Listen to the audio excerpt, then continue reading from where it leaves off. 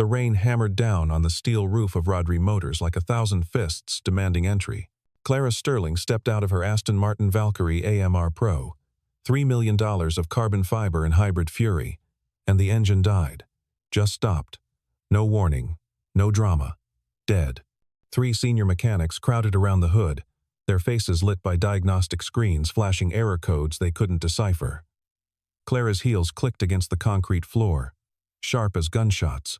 3 of you? She said, her voice cold enough to frost glass. And not one can tell me why it won't start? A man stepped forward from the shadows. Tall, maybe 6'2", wearing coveralls stained with years of work.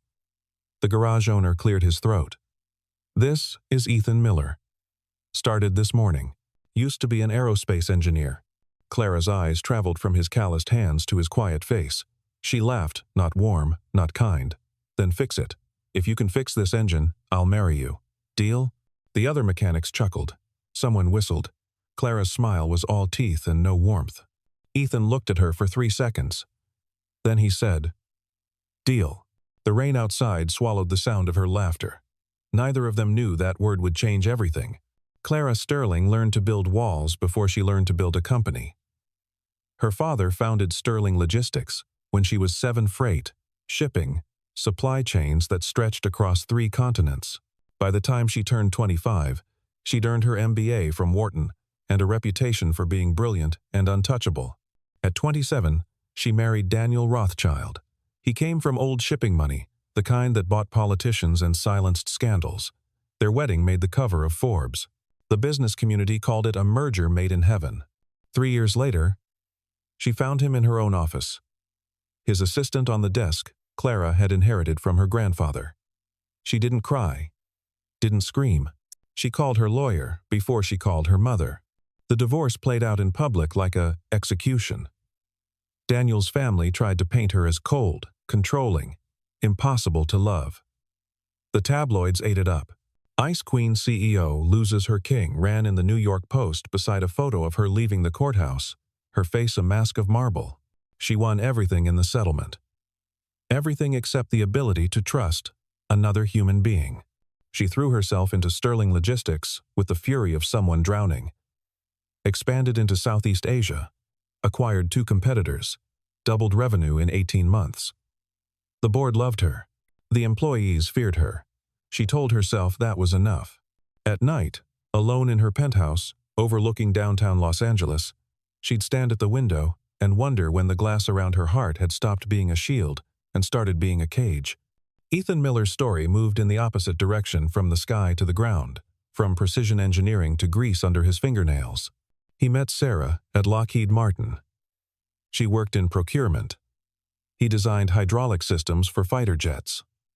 They married young, bought a small house in Burbank, talked about having 3 kids and a dog. Lila came early, 2 months premature, with a heart that didn't quite work right. Ventricular septal defect, the doctors said. A hole between the chambers. Operable, but risky. They'd need to wait until she was stronger. Sarah hemorrhaged during delivery. They couldn't stop it. Ethan held his daughter for the first time in one arm and signed his wife's death certificate, with the other hand still shaking. He took a leave of absence from Lockheed, then another, then a permanent one. His supervisor called it a waste of potential. His accountant called it financial suicide. Ethan called it being a father. He found work at a small garage in Glendale. Then another in Pasadena. The money was a fraction of what he'd made before. But the hours were flexible.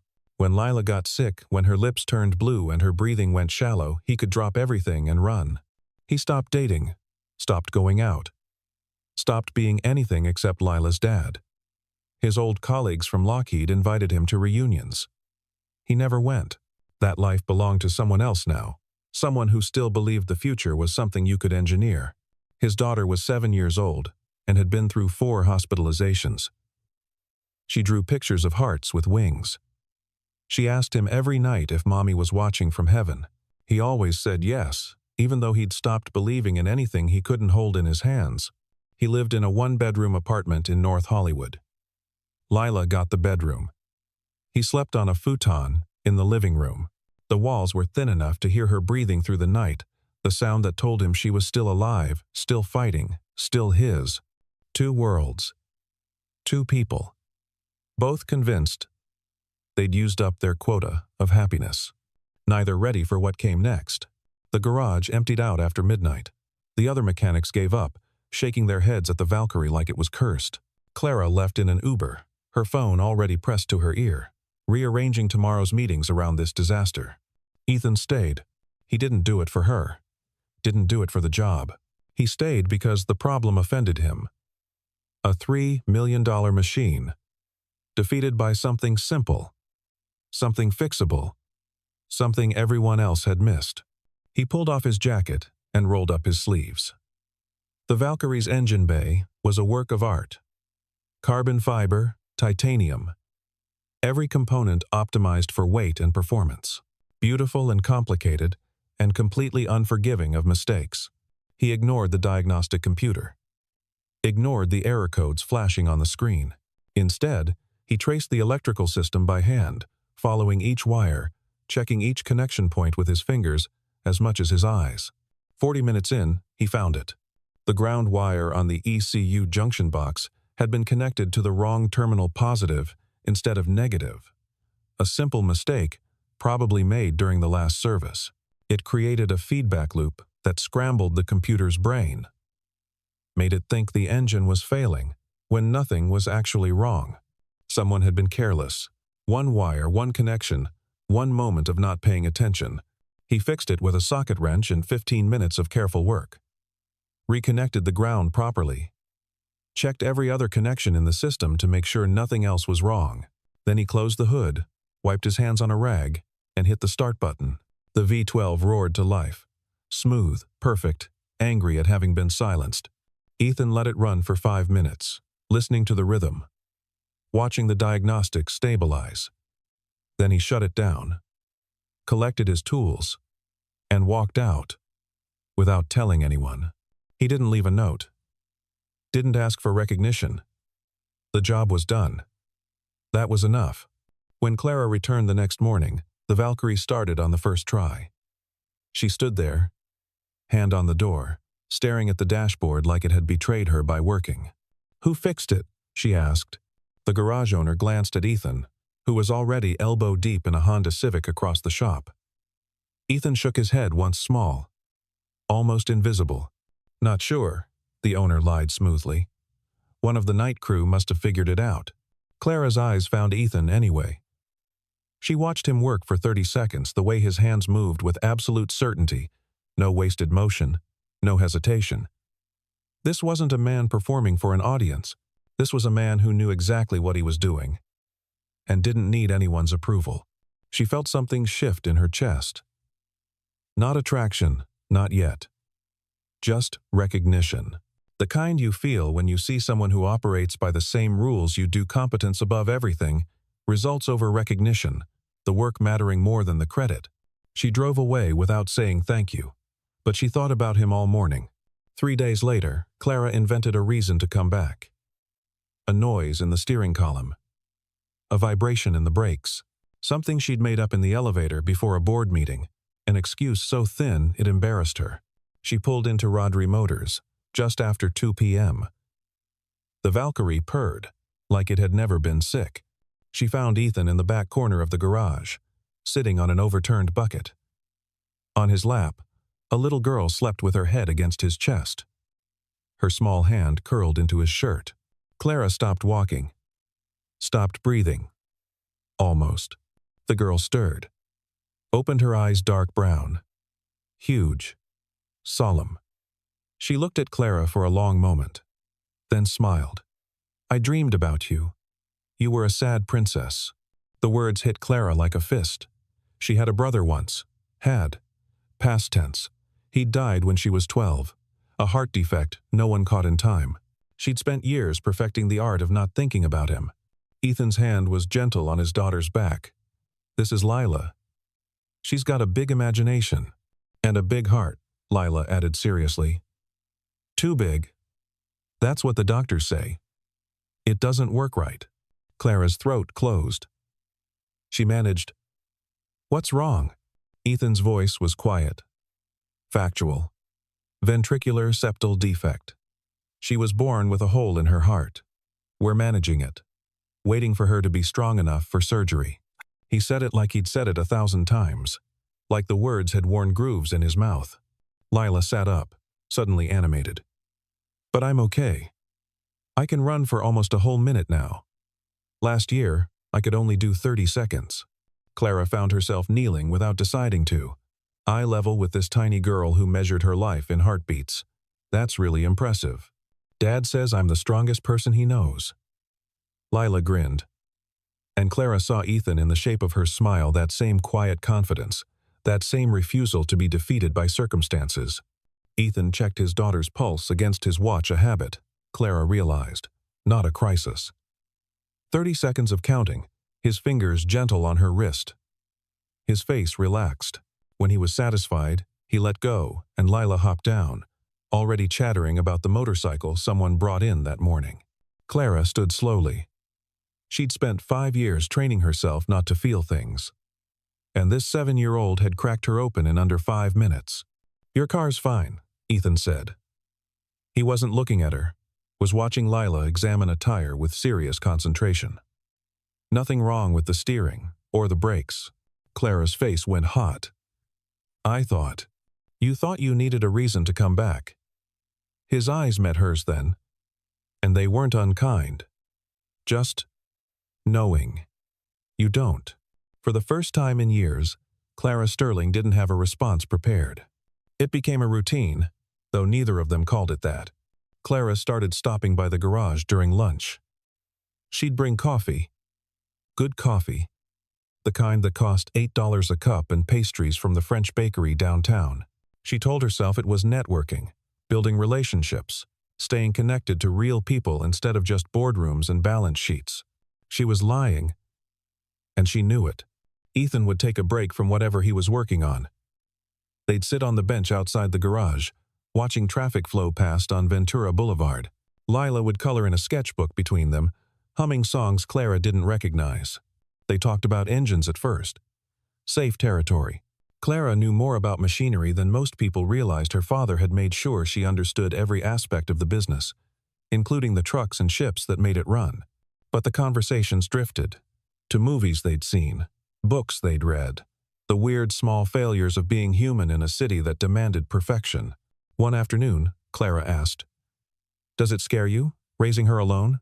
Ethan was quiet for a long time.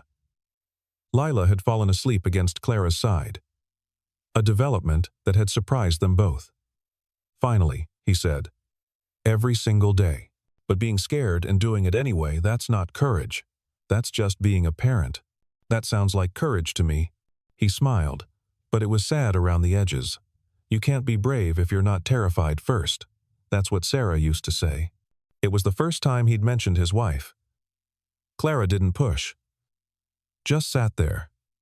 This little girl breathing softly against her ribs. And listened when Ethan was ready to keep talking. "She made me promise," he said before she died. "Made me swear I'd give Lila a good life.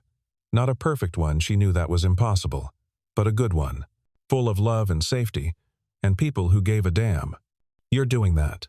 Some days I'm not sure." He looked at his daughter, and his face did something complicated. "Some days, I think I'm just keeping her alive until I figure out what I'm actually supposed to do." Clara heard herself say, "Small things cause big failures." "You taught me that." He looked confused. "I never said that."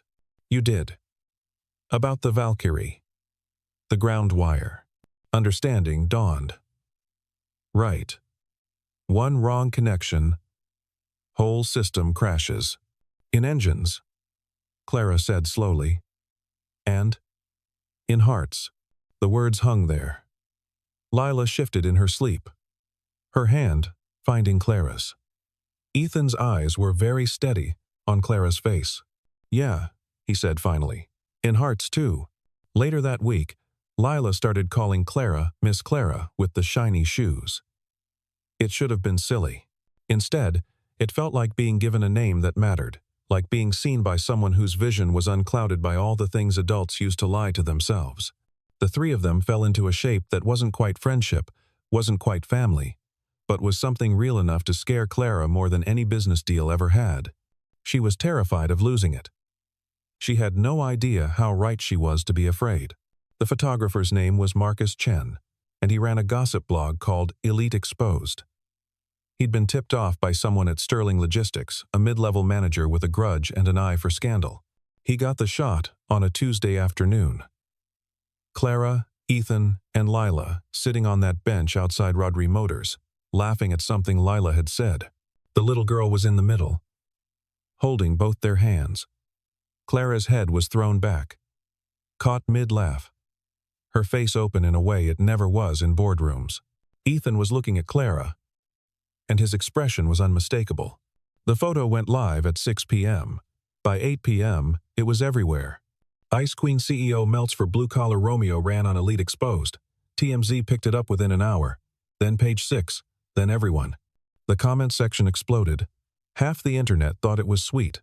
A humanizing moment for a CEO who'd been portrayed as a robot in Prada. The other half called it a publicity stunt. A calculated move to soften her image before the quarterly earnings report.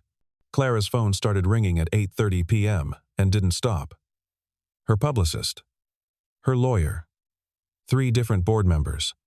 Her mother, who led with, "What are you thinking?" and went downhill from there. At 10 p.m., the board called an emergency meeting. Clara sat in the Sterling Logistics conference room floor, to ceiling windows overlooking the city. A table that could seat 30 and faced 7 people who controlled her company's fate. Richard Moss, the chairman, didn't waste time. "This is a problem. It's a photo," Clara said. Her voice was steady. Everything inside her was not. "It's a narrative." Moss pulled up his tablet, started reading headlines. Here's Forbes. Sterling CEO's shocking romance. Bloomberg. Has Clara Sterling lost her edge? The Wall Street Journal's running an op-ed tomorrow, questioning your judgment. My judgment is fine. Then explain to me, said Patricia Winters, the CFO, why you're spending your lunch breaks at a garage in North Hollywood instead of here, managing a company in the middle of a critical expansion. Clara's jaw tightened. I'm allowed to have a personal life. Not one that makes stockholders nervous, Moss said. We've got institutional investors asking questions. 3 pension funds want reassurance that you're still focused. The Singapore deal is already on shaky ground. This doesn't help. Someone else chimed in about optics.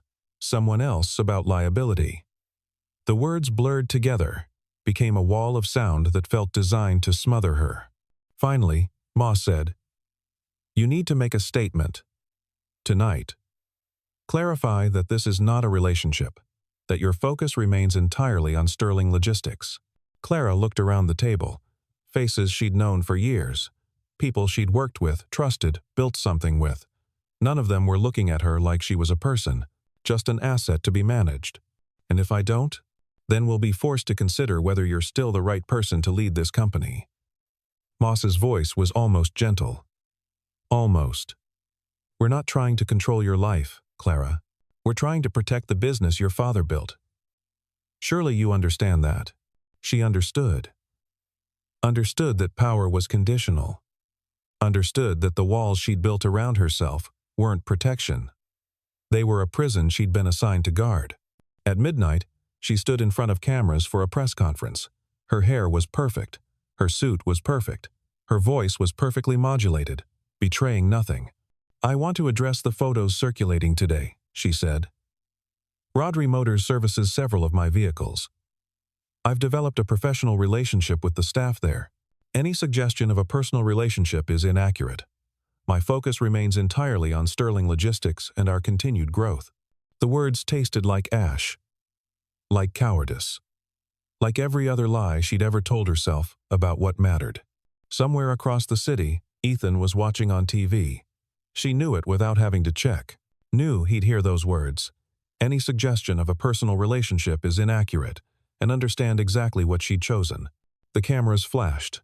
Clara smiled, and something in her chest, something that had just started to heal, closed back up tight. Ethan didn't watch the whole press conference. Got about 30 seconds in. Heard Clara's voice go flat, and corporate on the words professional relationship, and turned off the TV. Lila was already asleep. He sat in the dark of their apartment, his daughter's breathing the only sound, and felt something he hadn't let himself feel in years. Not anger. That would have been easier. This was disappointment, the kind that came from hoping when you knew better, from letting your guard down with someone who'd reminded you why you'd put it up in the first place. He'd known this would happen. Some part of him had known from the beginning. Clara Sterling lived in a different world, penthouses and board meetings and decisions made by committee. He lived in an apartment where the AC barely worked, and every dollar was budgeted 3 months in advance. The fairy tale where those worlds collided and everyone lived happily ever after? That was for movies. Real life was messier, meaner, governed by rules neither of them had made, but both had to follow. At 2 a.m., he opened his laptop and typed out a resignation letter. Kept it simple. Thank you for the opportunity. My last day will be Friday. He sent it before he could change his mind. Thursday morning, he showed up at Rodri Motors, like nothing had changed. Fixed a transmission, rotated tires on a Lexus, helped the new kid understand why you don't over-tighten oil filters. His hands did the work. His brain was somewhere else. Friday afternoon, he cleaned out his corner of the garage. He didn't have much. Some tools he'd brought from home, a thermos, a drawing Lila had made of the two of them standing next to a race car. He packed it all in a cardboard box. The owner found him around 4. You sure about this? Yeah. She hasn't been back since Tuesday. Ethan nodded. Hadn't expected her to. Not about her. Just time to move on. It was a lie, but a kind one. The owner clapped him on the shoulder and didn't push. Ethan drove home in his 13-year-old Toyota Tacoma, Lila singing along to the radio in the back seat, oblivious. She asked if they could get ice cream. He said yes, even though it wasn't in the budget. Some days, you needed ice cream more than you needed financial responsibility. That night, he tucked her in and she said, "Is Miss Clara coming back?" "I don't think so, sweetheart." "Did we do something wrong?" His heart cracked. "No. You didn't do anything wrong. Sometimes, people just have different lives." Lila thought about this seriously. That's sad. Yeah, Ethan said. It is. She fell asleep holding his hand. He stayed there until her grip loosened, then went to the living room and stared at the ceiling until the sun came up. He didn't blame Clara. Didn't hate her. Just wished, for about 5 minutes, that he'd been someone different, someone who fit into her world, without requiring her to blow up her life. Then he got over it, because that's what you did. You got over things, and you kept going, because someone depended on you, and your feelings were a luxury you couldn't afford. He found a new job by Monday. A shop in Burbank, closer to home. The pay was slightly worse. He didn't care. Life continued. The way it always did. One day, then another, then another. He stopped checking his phone for messages that weren't coming. Clara went back to work, threw herself into the Singapore expansion with the intensity of someone trying to outrun her own thoughts. Worked 16-hour days. Slept in her office more than her apartment. The business thrived. Stock prices climbed. The board was pleased. She felt nothing, which was fine. Nothing was safe. Nothing was predictable. Nothing couldn't hurt you. 3 weeks passed like this. Then her phone rang at 1:47 a.m. on a Wednesday night. She was still at the office, reviewing contracts, and almost didn't answer. Unknown number. Probably spam. But something made her pick up. "Miss Sterling?" A woman's voice. Professional. Carefully neutral. "This is Allison from Children's Hospital Los Angeles. I'm calling about Lila Miller." Clara's entire body went cold. What happened? She was admitted to the ICU about an hour ago. Her father listed you as an emergency contact. Can you come? Clara was already moving. Grabbing her keys, her phone, not bothering with her coat. "I'm on my way." She made it to the hospital in 12 minutes. parked illegally, and didn't care. Ran through the lobby to the elevators. Punched the button for the cardiac ICU floor 7 times, like it would make the elevator faster. The doors opened on the 4th floor. Sterile white hallways. The smell of antiseptic and fear. She found Ethan sitting outside the ICU, slumped in a plastic chair. His hair was a mess. His eyes were hollowed out. In his hands, he held what looked like a technical drawing, mechanical, precise, covered in numbers. He looked up when she approached. For a second, she saw relief break across his face before he locked it down again. What happened? Clara sat down next to him. Didn't ask permission. Just Saturday. His voice was raw. She collapsed at school. They called 911. Her heart's failing, Clara. They're saying she needs surgery now. Not in 6 months. Not when she's stronger. Now. Okay. Clara's brain shifted into the mode it knew best. Problem solving. Action. Results. What do they need? A miracle. He laughed. But it was broken. Or, $200,000 I don't have. The surgery's not fully covered by insurance. They'll do it anyway, but I'll be paying it off for the rest of my life, and that's if everything goes perfect. Clara pulled out her phone. What are you doing? Calling the best pediatric cardiac surgeon in California. He owes me a favor. Clara, don't. She looked at him, and her voice was steel. Don't tell me not to help. Don't tell me it's too much. I have money sitting in accounts, doing nothing but making more money. Let me use it for something that actually matters. Ethan's eyes were bright, and she realized he was about to cry. So was she. I'm sorry, he said. For leaving. For not calling. I know what you thought. Her hand found his. You thought I chose them over you. And I did. Because I was scared. But I'm not that woman anymore. I don't want to be her. He squeezed her hand. What do you want? This. She gestured at the horrible hallway, the waiting room that smelled like despair, the life or death uncertainty that had brought them back together. I want this. The messy, terrifying, real thing. Whatever that looks like. Before he could answer, a doctor appeared. They both stood. Mr. Miller, we're ready to take Lila into surgery. Ethan nodded, followed the doctor to a window that looked into the ICU. Clara went with him. Through the glass, she could see Lila tiny in a hospital gown, surrounded by machines, but awake. When she saw her father, she waved. A small, brave wave that destroyed them both.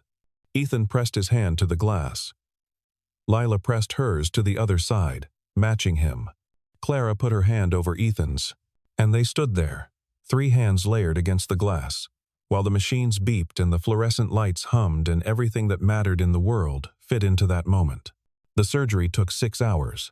Clara made phone calls. Arranged for Dr. Raymond Chen, the best in his field, to consult. Authorized payment for anything they needed.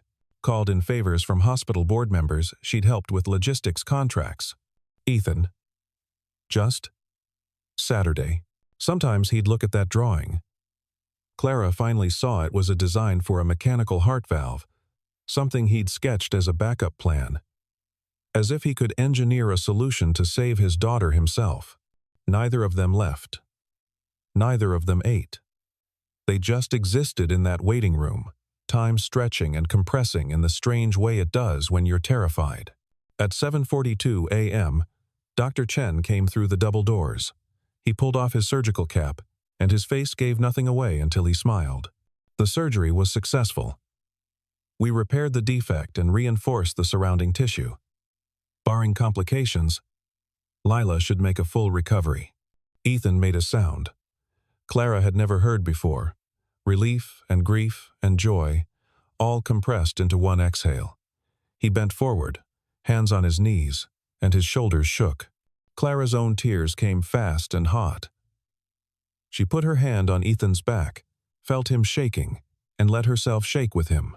Dr. Chen, professional to the end, said, "You can see her in about an hour. She'll be groggy, but she'll know you're there." When the doctor left, Clara and Ethan sat back down. He turned to her, and his face was streaked with tears. And he didn't try to hide it. "Thank you," he said. "I don't know how to." "You don't have to." "I do. You saved her life." "You saved mine first," Clara said. "You just did it so quietly. I almost missed it." He laughed, then started crying again. So did she. They sat there in that waiting room, crying like people who'd forgotten how. And it was the most honest either of them had been in years. Finally, Clara said, "I don't want to go back to that life. The board meetings and the appearances. And pretending I'm not a person. What do you want?" She looked at him. At this man who'd fixed her car and her heart with the same patient hands. "I want to fix things. Real things. With you." Ethan was quiet for a moment. Then he smiled. And it was the first real smile she'd seen from him in weeks. "Then let's fix what's broken," he said. "Together." Through the window, the sun was rising over Los Angeles, pink and gold, and full of unlikely promises. Clara watched it climb, and felt something in her chest that had been closed for years finally, carefully, open back up. They went in to see Lila at 8:30. She was pale but awake, tubes running from her arms, monitors tracking her heartbeat. When she saw them, she smiled. "Did they fix me?" she asked, her voice small. Ethan took her hand. "Yeah, sweetheart. You're going to be okay." Lila looked at Clara. "Are you going to stay?" Clara felt Ethan's eyes on her, felt the weight of the choice, the way it would reshape everything. "Yeah," she said. "I'm staying." Lila's smile got bigger. Then she closed her eyes and went back to sleep, her heart beating steady and strong on the monitor beside her. Clara and Ethan stood on either side of the bed, watching her breathe, and neither of them said what they were both thinking, that this was the beginning of something none of them knew how to name yet, but all of them desperately needed. 6 months later, the headlines were different. Former Sterling CEO launches nonprofit garage for second chances. Clara had resigned from Sterling Logistics in March. The board tried to talk her out of it, offered raises and concessions, and promises of flexibility. She thanked them, and left. Anyway, with Ethan, she'd founded Phoenix Garage in a warehouse space in East LA. The name came from Lila, who'd drawn a picture of a bird rising from car parts and said, "Like you and Dad." The concept was simple. Teach automotive skills to people who needed a second chance. Ex-convicts, single mothers, kids who'd dropped out of high school, anyone willing to work hard and learn something real.